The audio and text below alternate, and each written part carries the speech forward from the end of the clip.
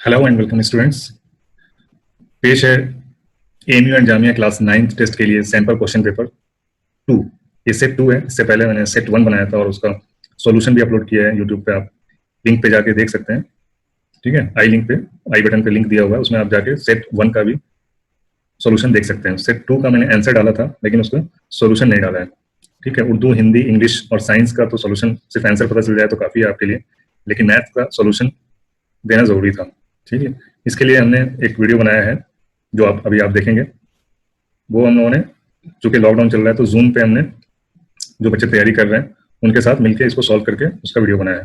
ठीक है, और जिन बच्चों को, जिन स्टूडेंट्स को घर बैठे तैयारी करनी है क्लास 9th एएमयू की, जूम मीटिंग पे, जूम के थ्रू, वीडियो कॉलिंग के थ्रू या इंटरनेट के थ्रू, तो आप कमेंट बॉक्स में अपना नंबर डाल सकते हैं या बता सकते हैं, पूछ सकते हैं क्या सिस्टम है इसका।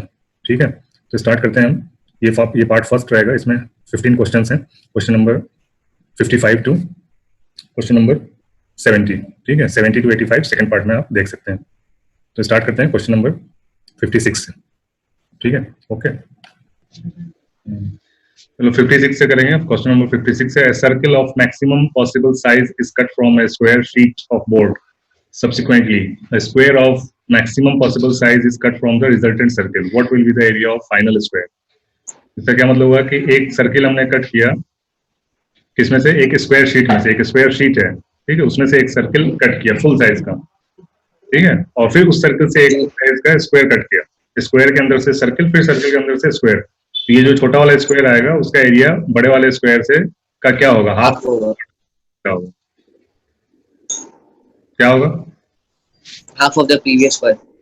अब तो ये लिया सर्किल हमने। ठीक है, एक सर्किल से सर्किल निकाला हमने। ठीक है, साइड कितना है? साइड सबका स्क्वायर है तो सबका साइड सेम रहेगा। ठीक है, ओके। अभी क्या करेंगे? ये लाइन खींचेंगे। ये लाइन देखो, ये लाइन किसके बराबर होगा? ये लाइन किसके बराबर होगा? दोनों इक्वल हो जाएगा। हाँ, ये लाइन यानी साइड के बराबर है, स्क्वायर के साइड के बराबर है ये लाइन। ठीक है, और ये सेंटर है, मान लो सर्किल का सेंटर है ये। ठीक है, तो ये डायमीटर भी है। ठीक है जी, डायमीटर भी है स्क्वायर का, सर्किल का डायमीटर है और स्क्वायर का साइड है, ये ए है। अब देखो इसमें क्या करेंगे हम, एक स्क्वायर बनाएंगे। ठीक है, ये स्क्वायर बन गया। ठीक है, इसके अंदर का स्क्वायर, ये मैक्सिमम साइज का। अभी स्क्वायर का ये डायगोनल हो गया। ठीक है, स्क्वायर का डायगोनल और सर्किल का डायमीटर दोनों सेम है, और क्या साइज क्या है? ए। ठीक है, इसका साइज है। स्क्वायर का जो दोनों साइड के बीच का एंगल कितना होता है? 90 डिग्री। 90 डिग्री। ठीक है, अब इस स्क्वायर का एरिया क्या होगा? साइड का स्क्वायर। Side square. तो मान लो कि इसका तुम्हें लेंथ पता नहीं है, इसके साइड का लेंथ नहीं पता है ना, तो मान लो कि एक्स है। ठीक है, एक्स स्क्वायर। वो भी एक्स है और ये भी एक्स है। तो यहाँ पे ट्रिग्नोमेट्री का फॉर्मूला अगर लगाएंगे हम तो क्या हो जाएगा? X square plus x square is equal to क्या हो जाएगा? ये है ना, this square plus this square is equal to hypotenuse का स्क्वायर हो जाएगा, ए स्क्वायर। ठीक है, और हमें पता क्या करना है? एक्स स्क्वायर ही पता करना है। एरिया ऑफ द स्क्वायर क्या हो जाएगा? X square. ठीक है, तो ये क्या हो जाएगा? 2x स्क्वायर, दोनों को जोड़ देंगे, is equal to a square. ठीक है, x square is equal to a square by 2। ठीक है, तो एक्स स्क्वायर क्या है? छोटे वाले स्क्वायर का एरिया हो गया एक्स स्क्वायर। ठीक है, ए स्क्वायर क्या है? बड़े वाले स्क्वायर का एरिया। तो छोटे वाले स्क्वायर का एरिया कितना हो गया? बड़े वाले स्क्वायर के एरिया का हाफ बाई 2 हो गया ना। स्क्वायर लास्ट छोटा वाला स्क्वायर आया था अपना, ये डायगोनल था। ठीक है, इस डायगोनल का साइज हमने ए निकाला था। क्यों था? क्योंकि ये सर्किल के, ये बड़े स्क्वायर का ये सर्किल का डायमीटर था। ठीक है, ए था ये, और ये हमको नहीं पता था। ठीक है, तो इसका स्क्वायर प्लस इसका स्क्वायर इज इक्वल टू इसका स्क्वायर, ये पाइथागोरस थ्योरम बोलते हैं। क्योंकि यहाँ पे 90 डिग्री का एंगल बनता है स्क्वायर में, तो हम पाइथागोरस थ्योरम यहाँ पे लगा सकते हैं। तो पाइथागोरस से हो जाएगा x square plus x square is equal to a square. तो ये दोनों सेम है, तो 2x square is equal to a square. So x square is equal to a square by 2, और ए स्क्वायर ही है हमारे बड़े वाले स्क्वायर का एरिया। ठीक है, चलो नेक्स्ट क्वेश्चन देखते हैं। क्वेश्चन नंबर 57 किया है जी, ये आया था, आंसर आया इसका, सही आंसर आया था। जी। बताओ तो कैसे करेंगे? टोटल स्टूडेंट्स हो गया 1000, 1000, okay. By bus 330, by bus 330, ठीक है। बाई वॉकिंग 440, 400, हाँ वही 400 सॉरी 400 बाय पेरेंट्स 400 प्लस 330 730 730 और वो माइनस कर देंगे 1000 से तो आया 270 पेरेंट्स के थ्रू जो जाते हैं वो आ जाएगा 270 270, ठीक है। लेकिन ये परसेंटेज किस फिर नॉट बाई बस को निकालना है जी। नॉट बाई बस में क्या करेंगे हम, इतना निकालने पेरेंट्स के निकालने की जरूरत ही नहीं है, ठीक है। नॉट बाई बस मीन्स जो बस से निकाल रहे हैं उसको माइनस कर दो 1000 में से सीधा, ठीक है। तो क्वेश्चन पूरा जी। पढ़ने के बाद ही एक बार क्वेश्चन पढ़ लेना चाहिए, तभी फालतू का कैलकुलेशन नहीं करना पड़ता है, ठीक है। तो सीधा वो पूछ रहा है कि what is the percentage of students that do not ride by the bus, जो बस से नहीं जाते हैं। तो जो बस से जाते हैं वो क्या है 330, ठीक है। बाकी लोग तो सब यानी 330 बस से जाते हैं, बाकी बस से नहीं जाते हैं, कि कैसे भी जाते हैं पता नहीं। तो 1000 में से 330 माइनस कर देंगे 670 ठीक है। तो 670 आ गए आपके, जो बस से नहीं 670 जाते हैं बाई 1000 इंटू 100, ठीक है। 100% 3 जीरो ऊपर है 3 जीरो नीचे कट जाएगा, आ जाएगा सीधा सीधा 67%, ठीक है। नेक्स्ट क्वेश्चन क्या है 58, the product of two decimal number is 12.194, ठीक है। दो डेसिमल नंबर है, उनका जो गुणनफल है यानी प्रोडक्ट है वो है 12.194, एक नंबर है उसका 4.69, तो दूसरा नंबर क्या होगा, ठीक है। तो दूसरा नंबर पाने के लिए क्या करेंगे हम, बड़े नंबर को छोटे नंबर से डिवाइड करेंगे, ठीक है। दूसरा नंबर आ जाएगा, लेकिन डिवाइड जब करोगे तो कम से कम टाइम देखा है तुमने कितना टाइम लगेगा इसको करने के लिए, 12.194 डिवाइड बाई 469। क्या ट्रिक हम अपनाएंगे, ट्रिक कुछ नहीं, बहुत ही आसान ट्रिक है इसमें, ठीक है। इसमें हम ये देखेंगे कि किस डिजिट से, देखो जो किसी भी चीज को मल्टीप्लाई करते हैं ना, मान लो कि ये 12 है, 12 को हम 13 से मल्टीप्लाई करना है, ठीक है। अगर बहुत सारे ऑप्शन दिए हुए हैं, 4 ऑप्शन, कौन सा होगा, तो आपको पूरा मल्टीप्लाई करने की जरूरत नहीं, सिर्फ फर्स्ट यूनिट प्लेस पे आप देख लेंगे कि क्या है, ठीक है। 13 2 26, तो यूनिट प्लेस पे हमेशा 6 आएगा, ठीक है। तो ऑप्शंस में अगर यूनिट प्लेस पे सिर्फ एक में 6 है तो आपका आंसर वही हो जाएगा, ठीक है। तो वैसे ही यहाँ पे देखेंगे हम कि 4.69 है, तो ये चार है ना ऑप्शंस, 2.6 2.7 2.8 2.9, ठीक है। तो 9 से इसके सबके यूनिट प्लेस पे मल्टीप्लाई करने पे 6 किस में आएगा, 4 किस में आएगा, ठीक है। यहाँ लास्ट में 4 है, ठीक है। तो 9 6 54, ठीक है। इससे आ सकता है 9 7 63, तो ये कभी नहीं आ सकता, ठीक है। यूनिट प्लेस पे 3 तो कभी नहीं आएगा इससे। इससे क्या हो जाएगा 9 8 72, यूनिट प्लेस पे क्या आएगा 2, 9 9 81, यूनिट प्लेस पे क्या आएगा 1, ठीक है। यहाँ पे यूनिट प्लेस पे आएगा 4, तो सब अलग अलग है, तो आप ये एकदम फाइनल आंसर हो जाएगा 2.6 ही आंसर, तो पूरा डिवाइड करने की जरूरत नहीं है, ठीक है। इस टाइप के क्वेश्चन इसी के लिए दिए हैं। Question number 59, the temperature drops 15 degree Celsius in the last 30 days, पिछले 30 दिनों में टेम्परेचर कितना ड्रॉप हुआ 15 डिग्री, ठीक है। If the rate of temperature drop remains the same है, रेट जो है सेम है, तापमान गिरने का रेट सेम है, तो how many degrees will the temperature drop in next 10 days, अगले 10 दिन में कितना डिग्री कम होगा, कितना डिग्री गिरेगा तापमान, क्या आंसर आया इसका। सिंपल है, 30 डेज में अगर 15 डिग्री गिरता है, मतलब वो जो टेम्परेचर, तो 10 डेज में 5 डिग्री गिरेगा, 20 डेज में 10 डिग्री और 30 डेज में 15 डिग्री। तो रेट हम पहले ही रेट पता कर लेंगे, तो 10 डेज का रेट पता ऑप्शन का बी, रेट पता करने के लिए जो आपको दिया है उससे रेट निकालेंगे ना। तो 15 डिग्री हुआ है 30 डेज में, ठीक है। तो रेट आपका हो गया 1/2, ठीक है। 1/2 कितना होता है 0.5 डिग्री, यानी एक दिन में 0.5 डिग्री घट रहा है, ठीक है। तो 10 दिन में कितना हो जाएगा, इंटू 10 कर देंगे तो 5 डिग्री, ठीक है। 5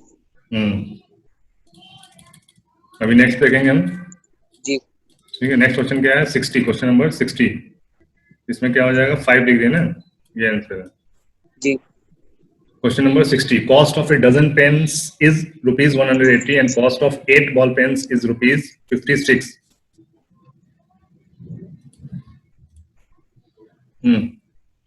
अभी क्या करना है आपको, रेशियो बताना है, ratio of the cost of pen to the cost of ball pen, pen और बॉल पेन का रेशियो बताना है, ठीक है।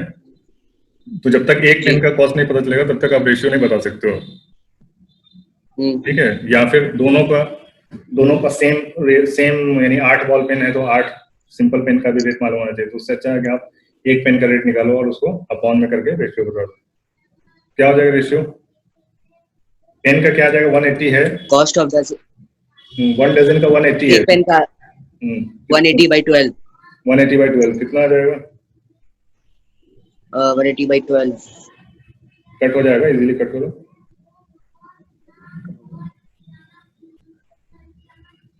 15 आ जाएगा, ठीक है गुड। और 8 बॉल पेन के हिसाब से और 8 पे एक पेन का कितना हो जाएगा? 8 से इसको डिवाइड कर देंगे 56 को, तो आ जाएगा 7, ठीक है। तो क्या हो जाएगा? 15/7 हो जाएगा रेशियो, 15:7, ए हो जाएगा इसका आंसर, ठीक है। 15:7 नेक्स्ट क्वेश्चन देखेंगे,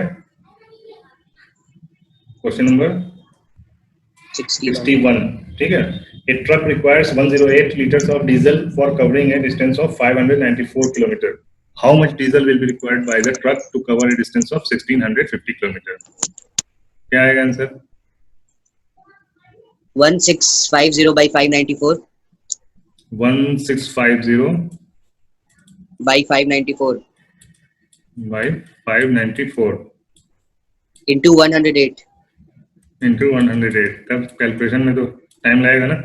तो जहां पे आंसर देखो कितना फर्क है आंसर में, 108, 300, 165 एंड 3000, ठीक है। बहुत डिफरेंस है आंसर्स में। हम यहाँ पे फिर से अप्रोक्सीमेशन का सहारा लेंगे, ठीक है। अप्रोक्सीमेशन में क्या करेंगे हम? 594 को 600 कर देंगे, ठीक है। 600 के बिल्कुल करीब है, 6 लीटर कम है, 6 किलोमीटर कम है। और ये 108 लीटर है, तो इसको हम 100 कर देंगे, 100 अप्रोक्सीमेशन करना है, ठीक है। तो 1 लीटर में कितना किलोमीटर जा रहा है? 1 लीटर में 6 किलोमीटर, ठीक है। ये तो एवरेज निकला। 600 किलोमीटर 100 लीटर्स में जा रहा है, तो 1 लीटर में कितना जाएगा? 600 किलोमीटर 6 किलोमीटर 6 किलोमीटर सॉरी, हाँ। तो अभी आपको जाना है 1650 किलोमीटर। तो क्या करेंगे? इंटू क्यों करेंगे?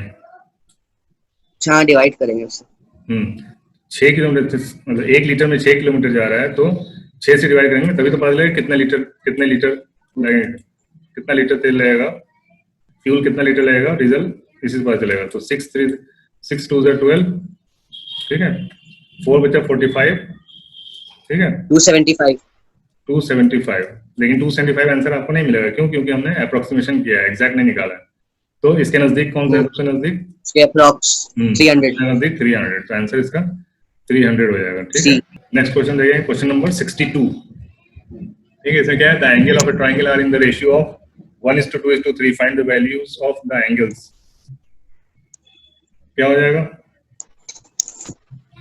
180 को ही सीधा 180 को हम 6 से डिवाइड कर देंगे, तो एक हिस्सा पता चल जाएगा, ठीक है। 6 3 18, ठीक है। 30 आ गया हमारा, यानी प्रोपोर्शन का एक हिस्सा अपने को मिल गया 30। तो पहला एंगल पहले को एक ही हिस्सा है, तो पहला क्या हो जाएगा? 30, ठीक है। 30 किसी में है नहीं, तो डायरेक्ट आंसर भी मार सकते हो। वैसे दूसरा क्या हो जाएगा? 32 60, 62 का है, ठीक है। तीसरा हो जाएगा 30 × 3 90, ठीक है। 33 90। नेक्स्ट क्वेश्चन देखेंगे, question number 63। The length of a rectangle is 5 centimetre more than its breadth. If the perimeter of the rectangle is 50 centimetre, then what is the area? ठीक है, लेंथ जो है वो ब्रेथ से 5 सेंटीमीटर ज्यादा है, तो और पेरीमीटर भी बता रखा है 50 सेंटीमीटर है, एरिया क्या होगा?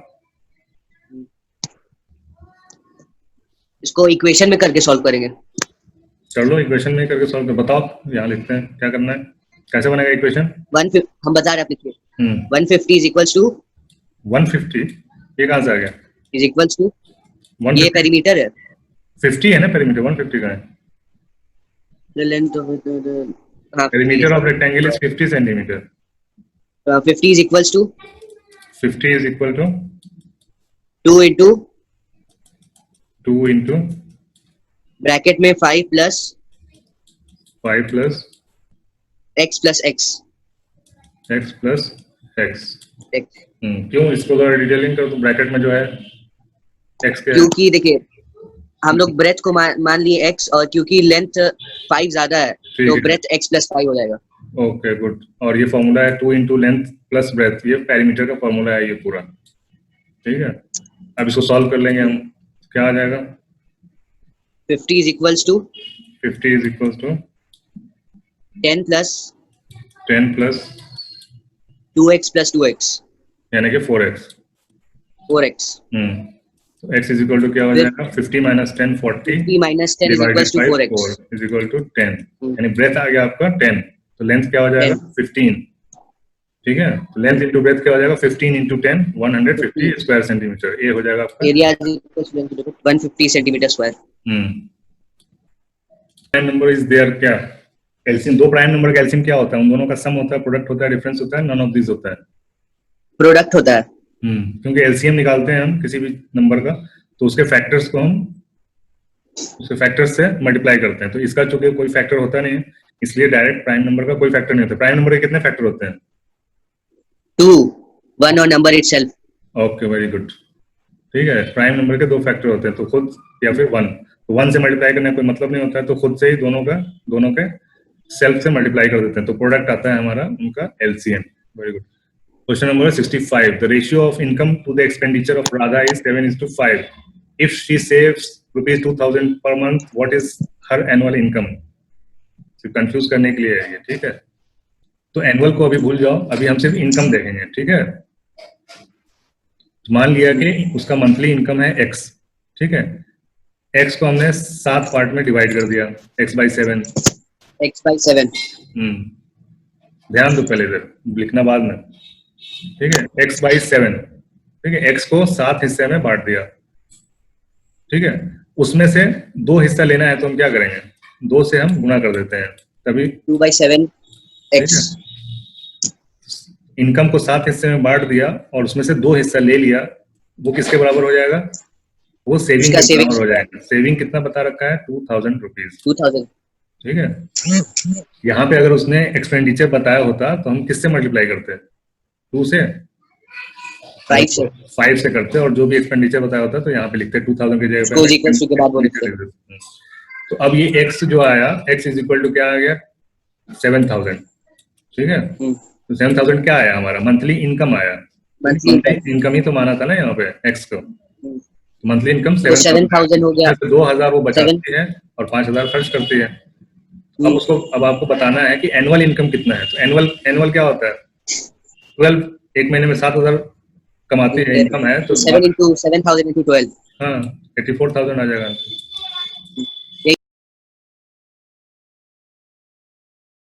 में 7:5 ही है ये भी और मैं ये बोल रहा हूँ कि उसका एक्सपेंडिचर 3000 है ठीक है तो एनुअल इनकम कितना होगा तो रेशियो ही है हाँ रेशियो सब सेम है और 3000 उसका सेविंग नहीं है एक्सपेंडिचर है एक्सपेंडिचर है सेविंग नहीं है ठीक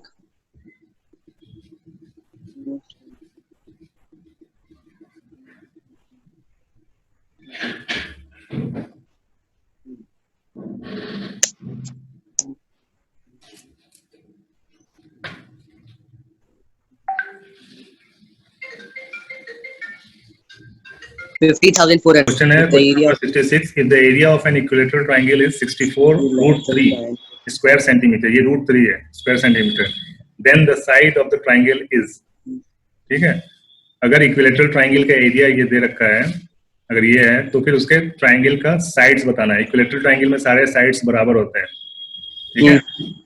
इक्विलेटरल ट्राइंगल में सारे साइड्स बराबर होते हैं. मान लीजिए कि ए है तीनों साइड, ठीक है? तो इक्विलेटरल ट्राइंगल का एरिया का क्या फॉर्मूला होता है? इक्विलेटरल ट्राइंगल का एरिया होता है आपका √3/4 a². ठीक है, ये फॉर्मूला है इसका.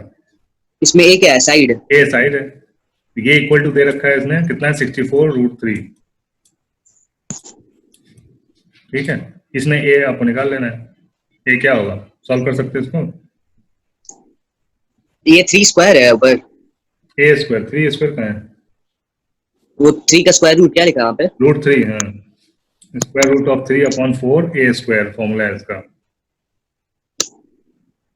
ठीक है, √3 से √3 कट जाएगा. ठीक है, a² इज इक्वल टू हो जाएगा a² इज इक्वल टू 64 × 4. ठीक है, ये 4 पहले इंटू कर दें. इंटू नहीं करेंगे क्योंकि अभी रूट निकालना है आपको. ठीक है, a² इज इक्वल टू 64 × 4. तो a इज इक्वल टू क्या हो जाएगा? √4 64 into 4, कहीं पे भी रूट निकालना होता है ना तो हम मल्टीप्लाई नहीं करते हैं क्योंकि रूट निकालने में और प्रॉब्लम हो जाएगा।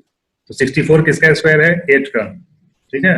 8 8 से 16 और 4 2 का 4 2 का, ठीक है। तो 8 2 16, ए 16 क्या आ गया?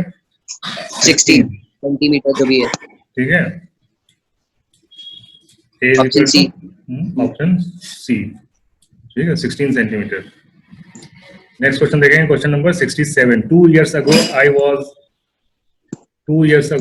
was 3 times as old as my son. 2 साल पहले मैं अपने बेटे से 3 times ज्यादा था, जो मेरे बेटे का एज था उससे 3 गुना ज्यादा था 2 साल पहले, ठीक है। एंड 2 years hence, यानी 2 साल के बाद, twice my age will be equal to 5 times that of my son, यानी कि 2 साल के बाद जितने मेरे सन का जो एज होगा उसका 5 गुना मेरे एज का दुगना होगा, यानी my age into 2 will be equal to my son age into 5, ठीक है। तो आपको बताना है कि माई प्रेजेंट एज क्या है, मेरी प्रेजेंट एज क्या है अभी। इसमें x मान के बनेगा। चलो ठीक है, बात नहीं। एफ 2 साल पहले क्या एज हो जाएगा? एफ माइनस 2 और सन का हो जाएगा एस माइनस 2, ठीक है। दोनों को इक्वल करने के लिए हमें इसमें 3 के मल्टीप्लाई करना पड़ेगा। तो ये हमारा इक्वेशन बनेगा F minus 3s minus 6 is equal to 3s minus का 6, ठीक है। तो F minus 3s equal to minus 6 है, ये हो जाएगा तो प्लस हो जाएगा, तो क्या हो जाएगा? माइनस का माइनस का 4, ठीक है। प्लस माइनस 4 हाँ माइनस 4, ठीक है। तो इसका साइन चेंज कर देंगे हम, या चलो चेंज कर देंगे तो अच्छा है, रहने दो इसको। 1 हो गया, ये इक्वेशन 1 हो गया, ठीक है। सेकंड इक्वेशन क्या बन जाएगा? सेकंड 2 साल के बाद का इक्वेशन बना लेंगे, ठीक है। 2 साल के बाद क्या हो जाएगा? ठीक है, 2 times of x plus 2 is equal to 5 times s plus 2, ठीक है। 5s plus 2 2f plus 4 is equal to 5s 5 plus 10, ठीक है। तो 2f minus 4 minus 5s 2f minus 5s is equal to 10 minus 4 यानी कि 6, ठीक है। 10 माइनस 4 6। अभी देखो यहाँ पे क्या करेंगे, 2, अब इसको 2f यहाँ पे है तो यहाँ पे भी हमको 2f करना पड़ेगा फर्स्ट इक्वेशन में, ठीक है, तभी वो कटेगा। यहाँ पे 2 से मल्टीप्लाई करेंगे तो ये हो जाएगा 2f, ये हो जाएगा माइनस का 6x, ये हो जाएगा माइनस का 8, ठीक है। 2f 6s 8 जी। हाँ, अभी इसके नीचे लिख देंगे हम, क्या लिखेंगे? 2f माइनस का 5s इक्वल टू 6, इस सेकंड इक्वेशन लिख देंगे। अब इसको हम साइन चेंज करेंगे, यहाँ माइनस, यहाँ पे प्लस और यहाँ पे माइनस, ठीक है। कट जाएगा, ये आ जाएगा आपका माइनस का s इक्वल टू माइनस का 8 से 14, ठीक है। माइनस माइनस हट जाएगा, s इज इक्वल टू 14, ठीक है। प्रेजेंट एज बेटे का कितना हो गया? 14, ठीक है। 14 आई निकाल लेंगे, किसी भी इक्वेशन में आई रख दो, ठीक है। किसी भी इक्वेशन में s रख दो तो f आ जाएगा, ठीक है। सेकंड इक्वेशन में रख लेते हैं हम, 2f is equal to 5 into 14 is equal to 6, f is equal to क्या हो जाएगा?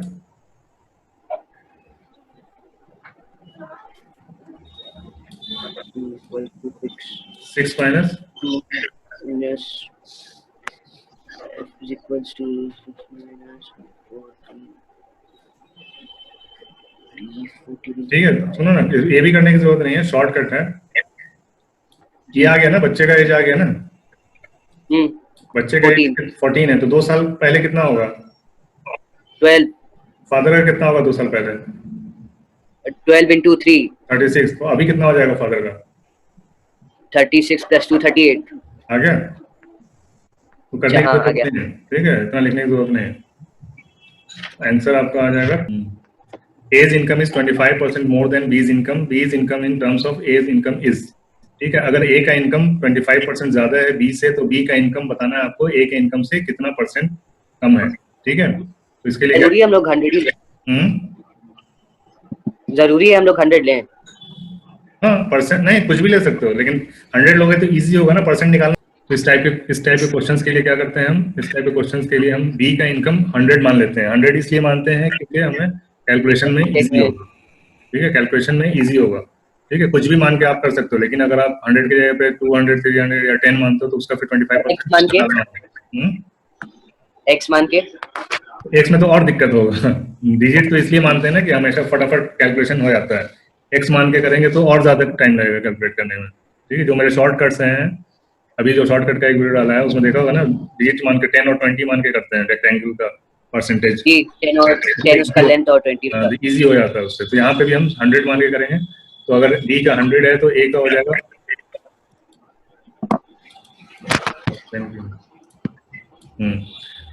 ए का हो जाएगा हमारा 125, 125 इनकम हो जाएगा। बी का है 100 तो ए का हो जाएगा 125। ठीक है, तो अभी आपसे पूछ रहा है कि बी का इनकम ए से कितना ज्यादा है, तो डिफरेंस क्या है हमारा 25 रुपीज। ठीक है, और ए से पूछ रहा है, ए से कंपैरिजन में पूछ रहा है कि कितना ज्यादा है, तो नीचे हम डिनोमिनेटर में ए का इनकम रखेंगे 125। ठीक है, परसेंट में करना है इसलिए इसको हम 100 से मल्टीप्लाई कर देंगे। इसको कट करेंगे तो क्या आ जाएगा हमारा 25 5 25 एंड 5 20 100। कितना आ गया हमारा 20%। D is the correct answer. 20% less होगा। ठीक है, अच्छा लेस और उसके लिए क्या, अभी तो आपको समझ में आ जा रहा है ऐसा लेस है। ठीक है, अगर नहीं भी है तो हम यहाँ पे माइनस जब करेंगे ना, यानी कि यहाँ पे जब माइनस करेंगे बी का इनकम ए से माइनस करेंगे तो हमारा -25 आएगा, यानी कि 100 माइनस 125। ठीक है, तो -25 आएगा, तो वहाँ पे निगेटिव है इसलिए ये लेस होगा। ठीक है, कभी भी निगेटिव मतलब कि लेस होगा। ठीक है, वैसे तो यहाँ पे समझ में ऐसे ही आ रहा है कि वो लेस है। ठीक है, तरीका लेकिन यही है कि 100 minus 125 that is equal to -25।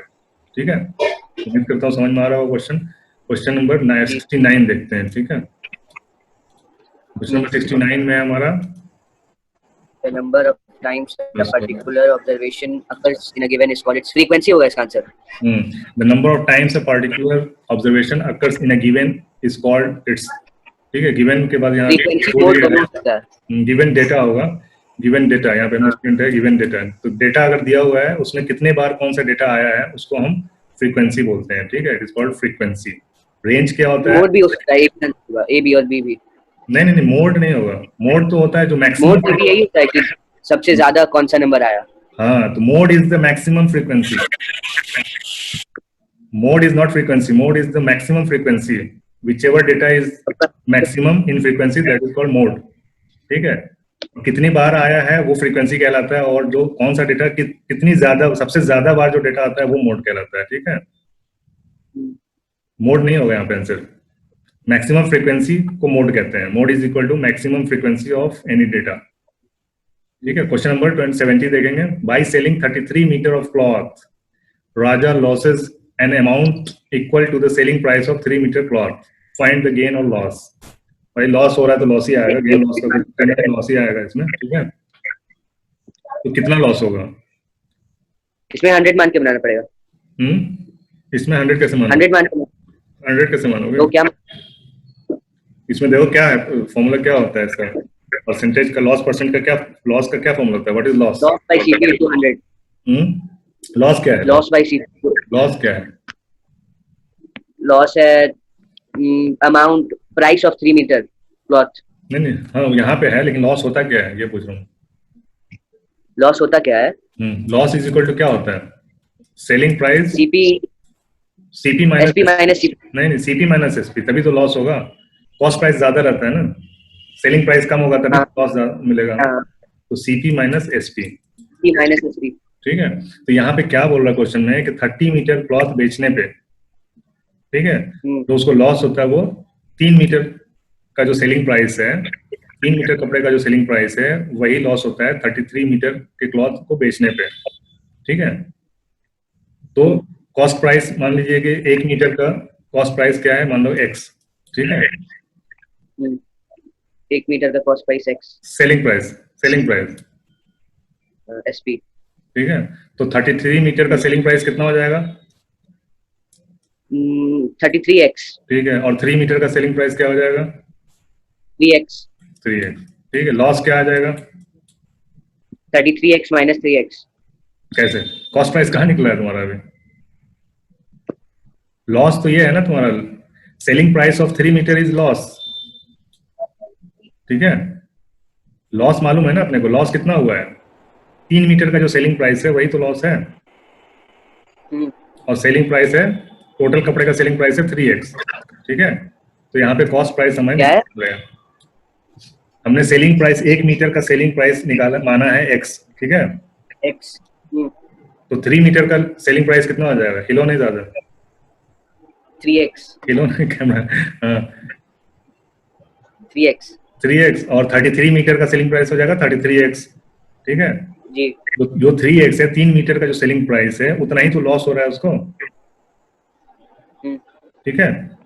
Shopkeeper लॉ Raja losses an amount equal to the selling price of 3 metre cloth, 3 metre का जो क्लॉथ है का जो सेलिंग प्राइस है उतना ही लॉस होता है उसको, ठीक है। तो तो ये उसको लॉस 3x का होता है। हाँ, लॉस 3x है और सेलिंग प्राइस 33x है, तो कॉस्ट प्राइस क्या हो जाएगा, कॉस्ट प्राइस हो जाएगा हमारा 3x प्लस सेलिंग प्राइस यानी कि 33x, तो कितना हो जाएगा कॉस्ट प्राइस, 3x 36x, ठीक है। कॉस्ट प्राइस कितना आ गया, फिर से बताइए। लॉस इज इक्वल टू, हमने फॉर्मूला रखा है ना, loss is equal to cost price minus selling price, तो 3x is equals to 3x is equal to cost price minus 33x, ठीक है। तो कॉस्ट प्राइस कितना आ जाएगा, cost price cost price is equal to,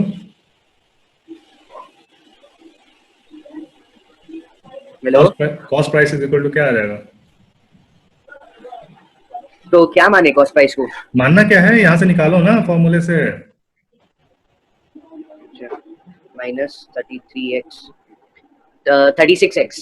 तब मानना क्या है इसमें, इसको तो निकालना है ना। तो कॉस्ट प्राइस आ गया तुम्हारे पास, सेलिंग प्राइस आ गया, लॉस आ गया, तो परसेंटेज निकाल सकते हो, लॉस परसेंट कितना होगा, loss by CP into 100। Very good, निकालो। 3x by 36x into 100।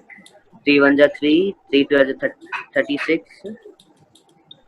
और फिर 6 50 25 3 3 डिवाइडेड बाई 20 25 बाई 3 आ गया। 25/3, 3 लॉस। ठीक है, लॉस हो जाएगा आपका 25/3%, ठीक है। इसके बाद भी सेम क्वेश्चन है, एकदम डिट्टो वही है शायद। डिट्टो वही है, तो बताओ क्या हो जाएगा आंसर, बस 10 मिनट दीजिए, 2 मिनट मतलब। 10 मिनट तो बहुत हो जाएगा, 5 क्वेश्चन करना होता है 10 मिनट में। 2 minute. By selling 50 pens people lost the amount अगर equal to the selling बिना price। पेन के करो तो टाइम दूंगा, नहीं तो नहीं दूंगा, बिना पेन के बताओ, तो लॉस बिना पेन के, बिना पेन यूज किए बताओ। बता रहे हैं, मतलब बिना सॉल्व किए। सॉल्व बिना सॉल्व किए कैसे होगा? जबानी सॉल्व करो ना। अच्छा रुकिए, पेन देखिए रख दिए। 10x हो गया, 10x उसके बाद 10x प्लस क्या कहते हैं 10x प्लस 50 60, तो अभी रुकिए, दोनों जुड़ जाएगा, 10 60 इंटू, तो दिख रहा है 100 100 बाई 6, ये आज 50/3 71 का भी आंसर होगा। करेक्ट, वेरी गुड, ठीक है। तो ऐसे ही कोशिश करो, जहाँ पे चांसेस हो तो वहाँ पे पेन रख दिया करो नीचे, जबानी क्वेश्चन सॉल्व करने की कोशिश करो, ठीक है, तभी टेस्ट निकल सकता है, क्योंकि टेस्ट में बहुत टाइम कितना मिलेगा वहाँ? टाइम बहुत कम रहता है, 2 घंटे का टाइम ही रहता है, 85 क्वेश्चन 2 आवर्स बन जाएगा।